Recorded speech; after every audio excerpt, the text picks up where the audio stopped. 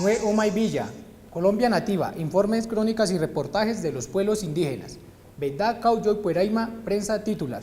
Informe especial de la Segunda Cumbre Continental de Mujeres Indígenas. Dirigente de Ecuarunari habla de la situación de las mujeres indígenas en el Ecuador. Radio Payumac, un proceso de comunicación de los pueblos indígenas del norte del Cauca. El suicidio, un flagelo que afecta a los pueblos indígenas. Colombia Nativa, informes, crónicas y reportajes de los pueblos indígenas. La reunión de mujeres de Ecuarunari se desarrolla en el marco de la Quinta Cumbre Continental de Pueblos y Nacionalidades Indígenas de la Abya Yala. Lisbeth Jacanamijoy se encuentra acompañando este proceso.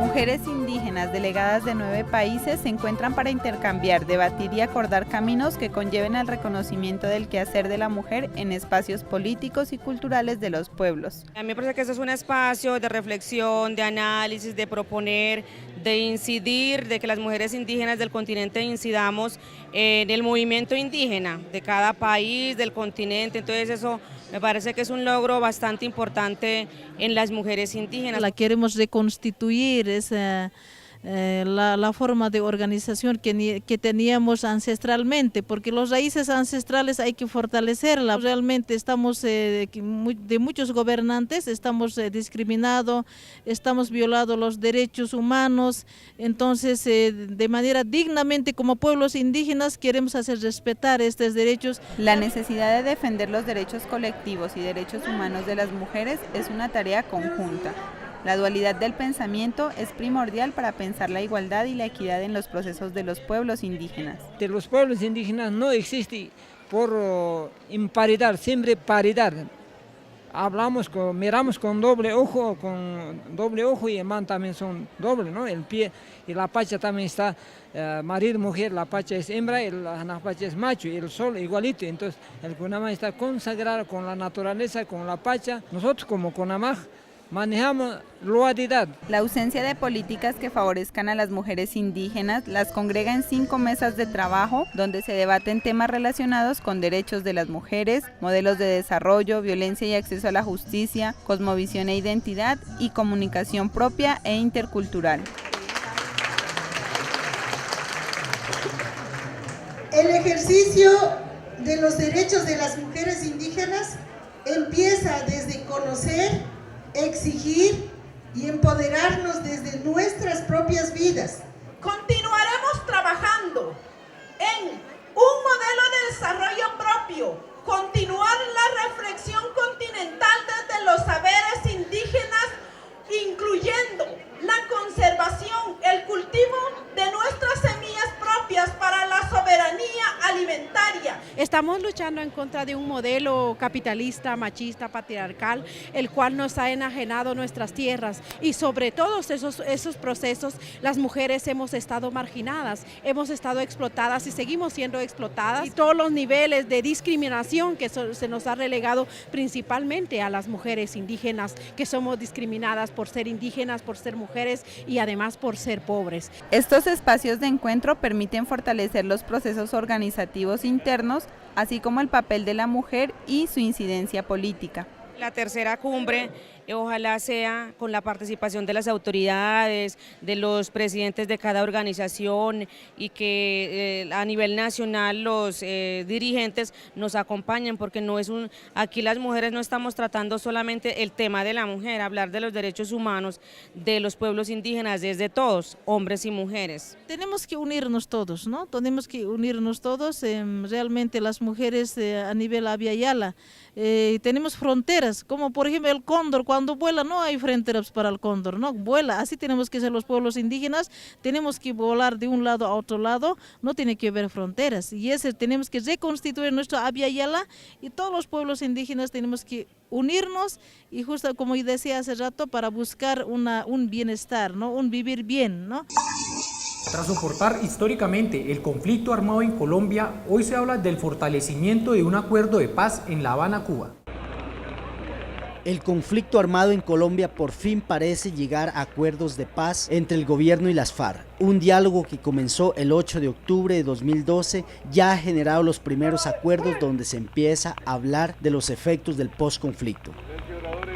Se va a hacer una firma de acuerdos políticos que deben tener unos trámites para que se puedan implementar. La paz se va a construir. La paz se construye en el postconflicto. La construcción de la paz puede tomarse 1, 2 o 3 generaciones. En este proceso de paz, los pueblos indígenas han realizado grandes aportes por medio de la lucha y las movilizaciones en contra del conflicto armado y las leyes que no benefician al país.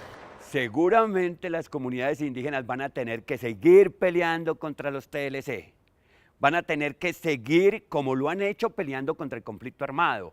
Porque es que las comunidades indígenas han enfrentado el conflicto armado en sus territorios contra todos los actores, no solamente contra la fuerza pública, como se mostró en la zona del suroccidente colombiano, no solamente contra las guerrillas de la FARC. Dentro de estos acuerdos de paz se deben tener en cuenta a los pueblos indígenas como víctimas del conflicto armado. El sometimiento por desplazamiento a terrenos pequeños es lo primero que hay que analizar. O sea, el indígena ha sido desplazado en su propio territorio. Eso es algo que no quiere reconocer el gobierno. ¿Cómo ha sido desplazado? Por la explotación primaria que dije al principio. Explotación por turismo, explotación minera. Pero el conflicto que vive el país no solamente es armado. Aquí también se ha generado un conflicto étnico. Y desde ese punto de vista hay que entenderlo. Y ese conflicto étnico conlleva lo que usted dice, es decir, una revisión del modelo y un respeto por la autonomía. Cuando se reivindica tanto la autonomía es precisamente para poder enfrentar ese modelo extractivista que tanto quiere hacerle daño a la naturaleza, a lo que tenemos, ¿sí?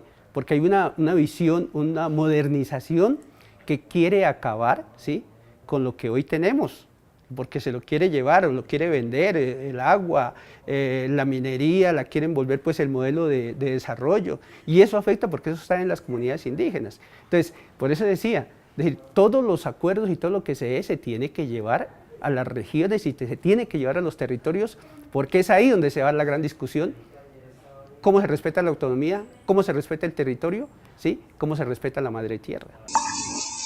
Hoy nuestra invitada Blanca Chancosa, dirigente de Ecuarunari, desde La María, hablándonos sobre la situación de la mujer indígena en Ecuador, desde la política y la cultura.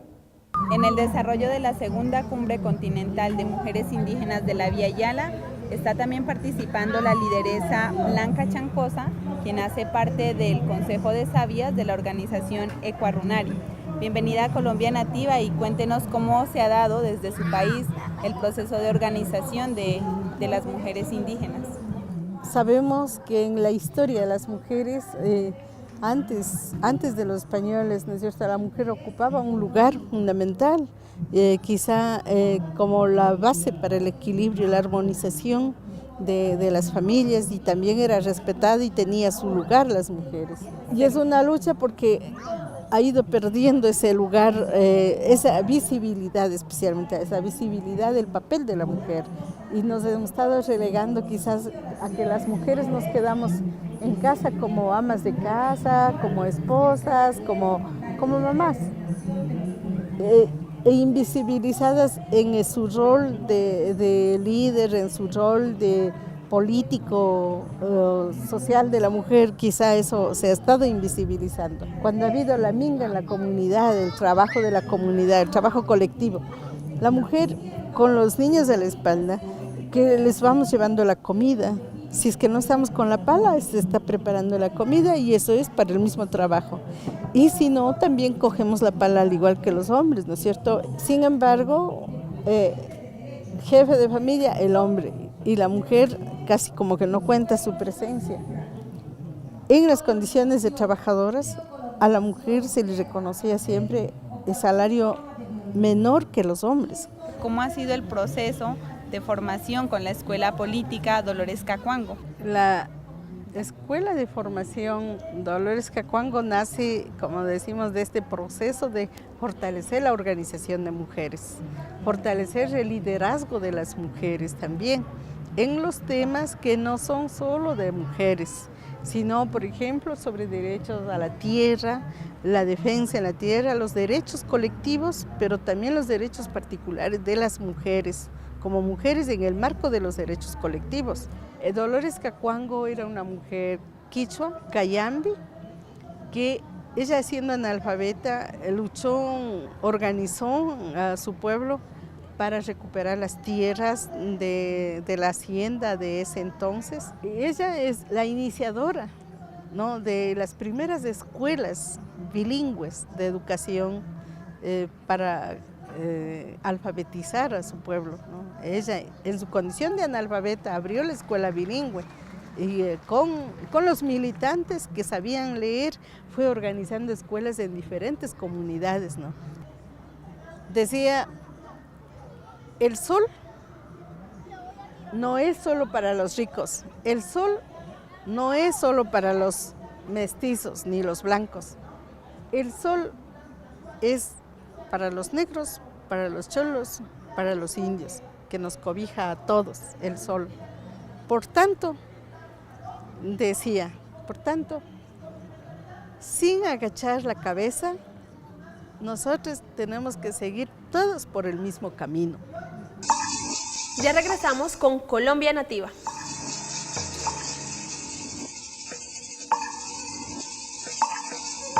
Grupo Ducay, Colombia Nativa. En los últimos años, los procesos de organización a nivel de la comunicación se han fortalecido. Este es el caso de Radio Payumat, del tejido de la Asociación de Cabildos Indígenas del Norte del Cauca. El Estado colombiano lanza un ataque nacional a muerte contra la minga. Payumat es una palabra que en Nazayugüe equivale a saludar y pedir permiso para entrar a una casa. Y es así como Radio Payumat, desde el año 2005, se convirtió en la puerta de entrada a la comunidad del pueblo Nasa. Y empezamos a pensar y a transformar la comunicación que es arraigada a la madre tierra y al territorio. La radio informa, la radio denuncia, la radio reflexiona, pero principalmente ¿para qué? Para movilizar y transformar conciencias desde los territorios. Su trabajo sigue en pie de lucha a pesar de las adversidades encontradas en este caminar. Actualmente son 12 comunicadores quienes han logrado continuar este proceso. En estos 10 años de camino de un trabajo más de conciencia sobre la realidad del país y del continente, nos amenazan, porque nosotros mostramos eso, mostramos esas contradicciones que sentimos y que vivimos no solo con el modelo ni contra la insurgencia armada, sino también internas que suceden en nuestros procesos. Inicialmente la cobertura de esta emisora era para 2.000 vatios. Pero debido a repetidas fallas técnicas solo funciona con aproximadamente 900. La preocupación está centrada en que la radio no está llegando a la totalidad de comunidades del pueblo Nasa, limitando la difusión cultural y política. Las amenazas, los señalamientos y todo lo que han hecho en contra de nosotros no es precisamente porque hagamos propaganda, sino porque caminamos una comunicación que es distinta, que es autocrítica, que genera debate y que promueve propuestas colectivas, no solo de unas personas, sino de la comunidad y desde abajo. La ubicación geográfica de Radio Payumat permite que sea escuchada no solo por indígenas, sino por población afro y campesina, que hace que su programación sea variada, dándole espacio a la música de ritmo tropical del Pacífico y propia. En horas de la mañana hay un programa que se llama El Rebusque, porque es como uno se identifica, ¿no? Porque la gente a esa hora sale al campo a rebuscarse la vida, a sembrar la tierra, a cultivar y también a ver los animales. Tiene un noticiero que se llama Cueta Susuxa. Cueta Susuxa significa el sonido de los tambores. En hora de la tarde tenemos un programa que se llama El Camino, porque ya es cuando la comunidad, cuando la gente regresa a la casa. Radio Payumat sigue enlazando la comunicación de los pueblos indígenas. Actualmente lo que esperamos es seguir trabajando. Para nosotros la comunicación ha sido muy importante como pueblos indígenas, porque por este medio podemos llegar a la comunidad permanentemente, podemos concientizar, también podemos formar a la comunidad, podemos también llevarle toda esa información que sucede a diario. El suicidio es uno de los flagelos latentes en las comunidades indígenas que han sido víctimas de la violación de sus derechos. Hasta el momento, solo hay procesos que se encuentran en fase de estudio que pretenden dar una solución a esta problemática. Entre el año 2005 y 2008, en el resguardo de Salaquipa, Barandó, municipio de Río Sucio, Chocó, se presentaron más de 15 suicidios de jóvenes menores de 23 años. El suicidio es un problema de salud pública nacional que en la última década se ha incrementado en las comunidades indígenas. En el periodo 2006-2008 la tasa de suicidios en Colombia para todo el país fue de 5 por 100.000. La tasa ajustada de suicidio por etnia, digamos, entre el departamento del Vaupés y el resto del país, da que de cada suicidio que se presenta en cualquier lugar del país, por cada suicidio fuera del departamento del Vaupés, 8 se presentan en el Vaupés en etnia indígena. O sea, la tasa es de 8 a 1. Son escasas las investigaciones realizadas frente al suicidio en pueblos indígenas. De manera aislada se registran casos en los departamentos del Guaviare, Vaupés, Bichada, Chocó. Entre ellos se resalta el caso de los indígenas en Vera. Los suicidios por parte de las comunidades se atribuyen a el desencadenamiento de fuerzas espirituales negativas debido al conflicto armado, debido a que los actores armados vulneraron los territorios sagrados. Entonces esto, según ellos, desencadenó todas estas fuerzas que conllevó a los jóvenes a esta práctica del suicidio nunca antes registrada en la historia del pueblo en Vera. La incidencia de actores externos agrava las condiciones de vida de los indígenas. Con este referente, la línea de investigación del Grupo de Violencia y Salud de la Universidad Nacional parte de los procesos sociales propios de las comunidades. Desde los mismos pueblos indígenas se refieren cosas como, por ejemplo, suicidio desencadenado porque se pierden condiciones básicas de vida. Sí, se pierden condiciones básicas de vida por cuestiones como que los territorios indígenas empiezan a ser utilizados para otras cosas, desde presiones externas, para minería extractiva, para procesos de agricultura a gran escala. Los pueblos indígenas ven, digamos, su modo de vida afectado por el conflicto armado. El sistema educativo nacional no es acorde con las necesidades y las cosmovisiones indígenas, y los jóvenes son sacados de sus comunidades y criados afuera. Entonces el choque cultural hace que también quieran acercarse pues a los procesos de autolesión. Y más o menos como en ese sentido, desde la determinación social de la salud, el problema se podría leer más desde deterioro de las condiciones de vida digna de los pueblos que desde una perspectiva de psicopatología. El desconocimiento institucional y el bajo interés frente al suicidio indígena hace que existan escasas acciones, y cuando las hay no tienen en cuenta la cosmovisión de los pueblos. Hay que apoyar a los mayores para que hagan la ceremonia, los rituales de armonización del territorio, de refrescamiento del territorio, de los espíritus que deambulan por allí y de todas esas energías que generan daño. Eso es de la perspectiva indígena.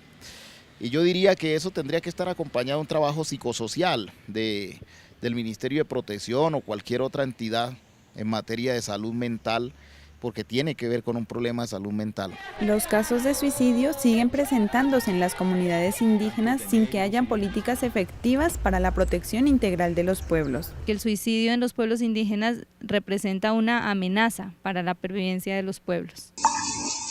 El desalojo y la destrucción de las viviendas de la comunidad campesina de Pitalito en departamento del Cesar ha tocado la solidaridad de las organizaciones sin ánimo de lucro. Ante esta resolución emitida por la alcaldía de Chimichagua autorizando el desalojo de la comunidad campesina de Pitalito en el Cesar, hizo que sus 20 familias abandonaran el territorio.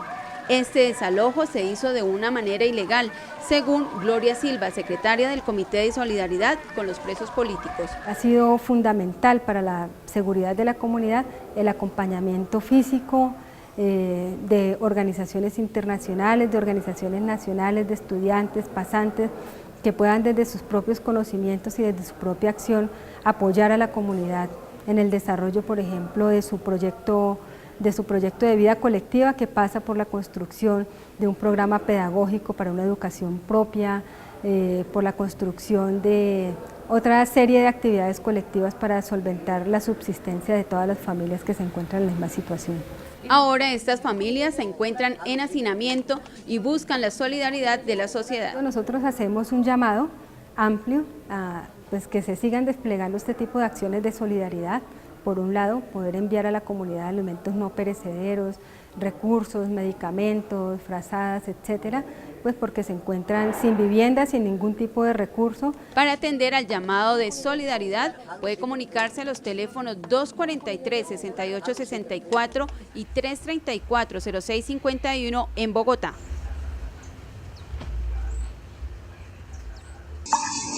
Ya regresamos con Colombia Nativa.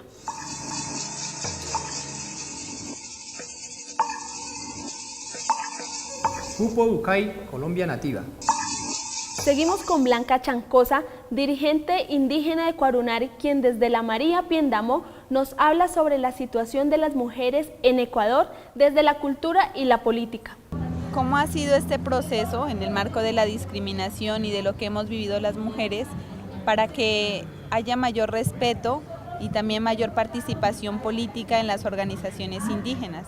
En esta situación hemos creído que la historia también nos ha dado, ¿no?, de muchas mujeres acompañando en las luchas, pero la historia como no la hemos escrito nosotras, sino con los hechos. Cuando empezaban a reunirse las mujeres, éramos vistas como que las mujeres nos reunimos solo para hacer chismes, que no tenemos capacidad de decisión de nada, de establecer ningún tema de importancia para el pueblo, sino que era chismes, a chismear, a hacer quedar mal al hombre, a decir que le maltrata, que le pega.